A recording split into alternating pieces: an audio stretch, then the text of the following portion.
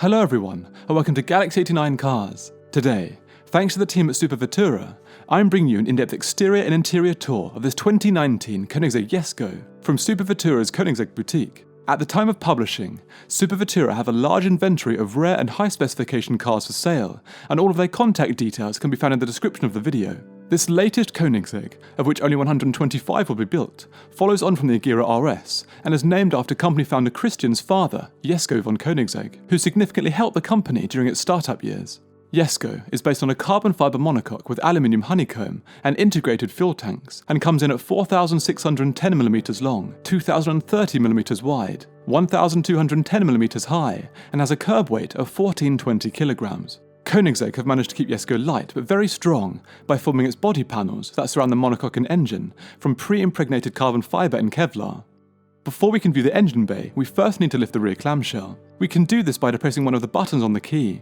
Jesko comes with a 72-litre fuel tank that can be refilled by opening the clamshell and using the input to the top left. Looking at the clamshell's underside, we can see its gloss carbon construction and air vents at the rear and front.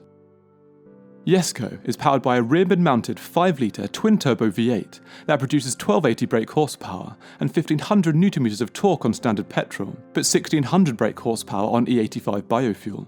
The engine can rev up to 8,500 RPM, but no official performance figures have been released. However, expect Jesko to easily achieve a sub-3 second 0 to 62 mph or 100 km/h time and a top speed of over 250 mph, but with an aim of 300 mph. This is facilitated by the world's lightest V8 crankshaft at just 12.5 kilograms. Jesko comes with yet another innovative transmission from Koenigsegg. The physical transmission is called Lightspeed transmission, and the electric brain is called Ultimate Power on Demand. LST is formed from 9 forward gears and several wet multi-disc clutches that, with Ultimate Power on Demand, enables the car to select the correct gear for the situation, no matter how many jumps down are needed. This is different from a DCT, because a DCT will only prime the gear above or below for faster shifts, whereas LST can prime a gear that's 4 or 5 jumps down to then shift seamlessly to it. Stability is provided by front and rear double wishbones, with carbon fibre upper wishbones, with electronically adjustable gas hydraulic shock absorbers. Jesko comes with not just rear, but also front triplex dampers for enhanced stability and ride quality,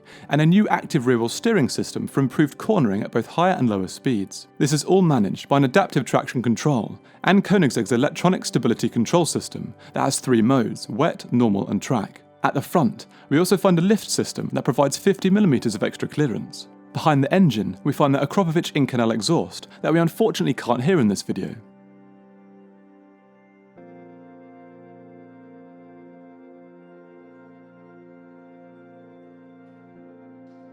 This car is sitting on these optional 20-inch front and 21-inch rear air-core lightweight and centre-locking carbon fibre wheels, 5.8 kilograms at the front and 7 kilograms at the rear, but there is also a standard lightweight forged aluminium wheel option. Braking comes from the largest front and rear carbon ceramic discs Koenigsegg have ever made. Now we've finished the model overview, we can begin the exterior tour from the front. Being as aero-efficient as possible was a key design and manufacturing aim for Jesko, to ensure it's both slippery but also being forced into the ground. In total, it can produce up to 1,400 kilograms of downforce, which is 30% more than the 1-to-1 and 40% more than the Agera RS. The front splitter is the biggest on any Koenigsegg and comes with integrated active flaps underneath. The central green strut adds rigidity, but can also be used to tow the car. Either side, there are deep air intake channels to feed the radiators. And above, we find the front park assist camera. Moving laterally, there are wide, open channels, covered by these hexagonal grills that may feed cool air to the brakes. Below these, the front splitter curves upwards at the edges to make further winglets. And there are large canards above. Jesko's lights come with a diffuse lighting effect on the day running lights, with 2 central main beams. I believe the small holes above and below are just for design and ventilation. Moving up, the bonnet features a central vent that vents air over the car for enhanced downforce. On either side, sitting over the front arches, we find these large carbon louvres that help to reduce pressure from inside the arches for increased stability. Moving back, the windscreen still maintains the iconic Koenigsegg wraparound aesthetic and plays a key part in keeping the car aerodynamic with its single central wiper. We can now move to the lateral aspect of Jesko. These long, arch vents channel air out from underneath the car and inside the arches into the awaiting intercooler intakes behind.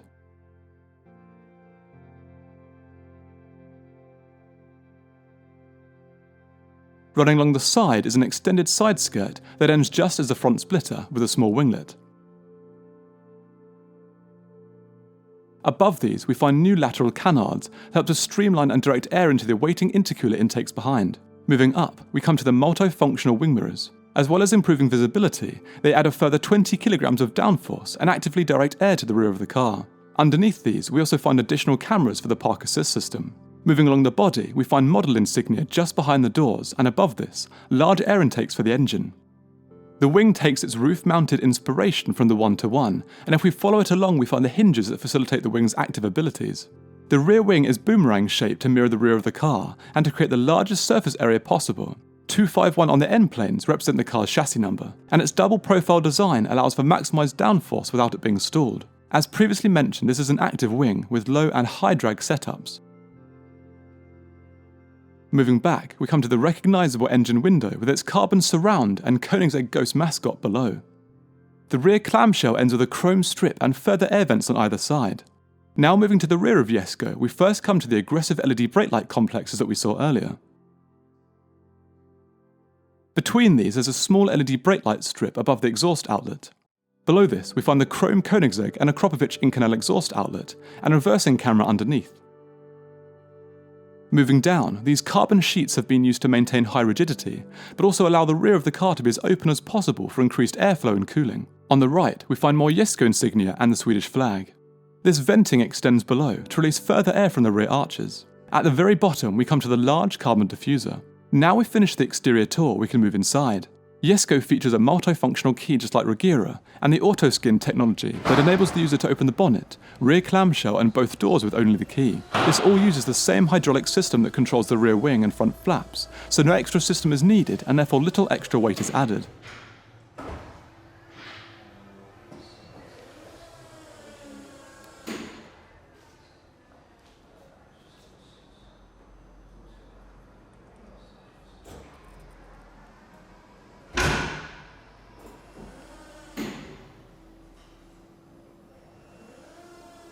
The dihedral synchro helix doors can of course be opened individually using the key, or the button on the underside of the fold. They fold slightly more upward and outward in comparison to the previous doors for easier ingress and egress, and they even feature sensors that can stop the doors from hitting objects when opening.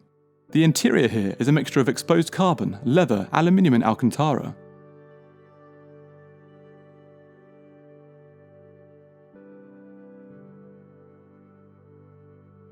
In Koenigsegg tradition, the sill is quite low and wide, so despite the new door hinges, graceful ingress and egress takes some practice. The wide carbon sill slopes down from next to the seat and flattens out, where we find a Jesko emblazoned kick plate, and moving up, we find the illuminated pedal box and other features we will focus on soon. The two lightweight aluminium pedals come with Koenigsegg crests and are bathed in green thanks to the new ambient lighting system. To their left, we come to the updated mechanism for the doors. When inside, the doors can be closed using the key or the buttons in the central column. The top of the door is upholstered in Alcantara with an illuminated door release button and white airbag. Below this, we come to the chrome-finished aluminium door handle and slight Alcantara upholstered armrest. Moving up, we come to one of the lateral speakers for the car's entertainment system built into the carbon strut, and a microphone for the car's hands-free system on the other side. Moving right, we find a key-shaped indentation. This is a magnetic holder where the key can be kept while driving. Continuing right, we come to the innovative wheel and info screen. The squared-off carbon wheel is also known as Smart Wheel. It features a 12 o'clock marker, screen below, and a screen to the left for media controls, airbag centrally, and controls for the menu, lift, hang-up call and cruise control to the right, and branding below. These small screens are fitted with haptic feedback for improved usability. The 5-inch screen above is fixed to the wheel mounting and is called the Smart Cluster. It provides info for engine temperature, fuel level, boost, fuel pressure, gear speed and RPM, and it moves with the wheel and always remains level.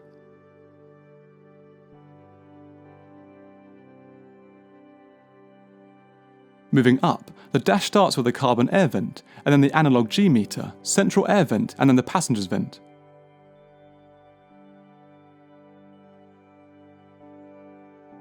The clean aluminium ends of these can be easily adjusted for direction and on and off. Below, we come to the new 9-inch smart screen infotainment display. This screen has two display options, the split screen or full. At the top, we find power in kilowatts, boost, torque, pedal position and engine temperature. and below, a graphic of the car's status with the door up, and a secondary screen for tyre pressure.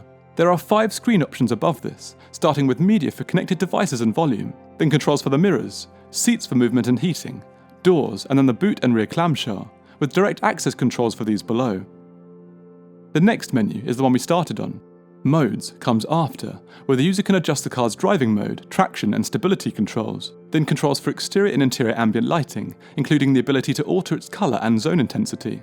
The final screen here is Setup, where we begin with Bluetooth pairing, then Wi-Fi connection settings, General to adjust brightness of screens, doors and dash, then to select which unit certain information should be displayed in, and finally the General Information screen. We can then select the full screen display and view the reversing camera.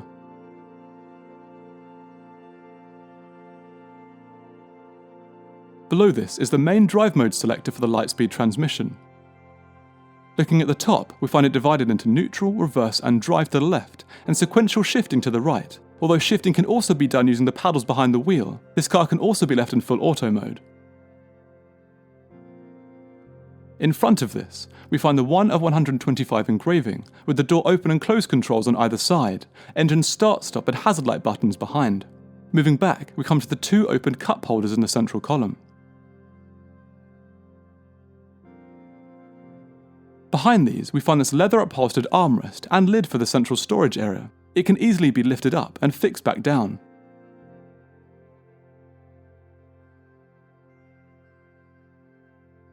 The chrome strip on top flows into the ambient lighting behind that runs up the rear of the cabin until the port window, where the chrome strip begins again.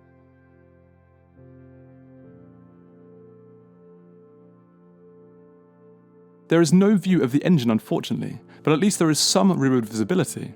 The sports bucket seats here are built around a carbon shell, and the customer can choose between leather and Alcantara upholstery, and any colour and embroidery.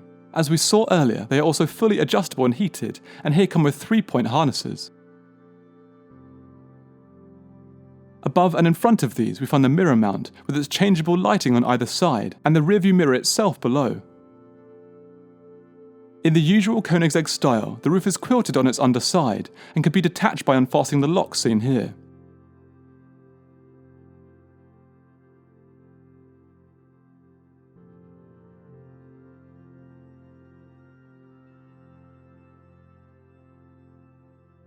Now moving to the outside of the car to view its final storage capacity, the doors can be opened by depressing the illuminated button seen here.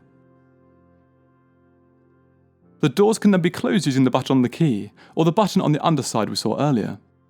The bonnet can then be opened by depressing the button on the key. It raises up to reveal the exposed carbon front storage area with its large central air vent.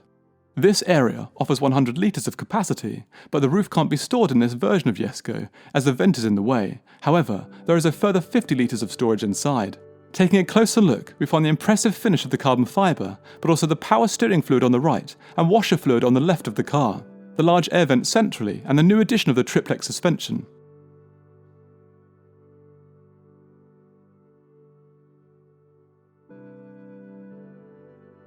The boot lid can then be closed with another double depress of the same button. So that concludes my in-depth exterior and interior tour of this 2019 Koenigsegg Jesko that was on display at Supervettura's Koenigsegg boutique. All of Supervettura's contact info can be found in the description of the video. Please subscribe for the latest content, and until next time, thanks for watching.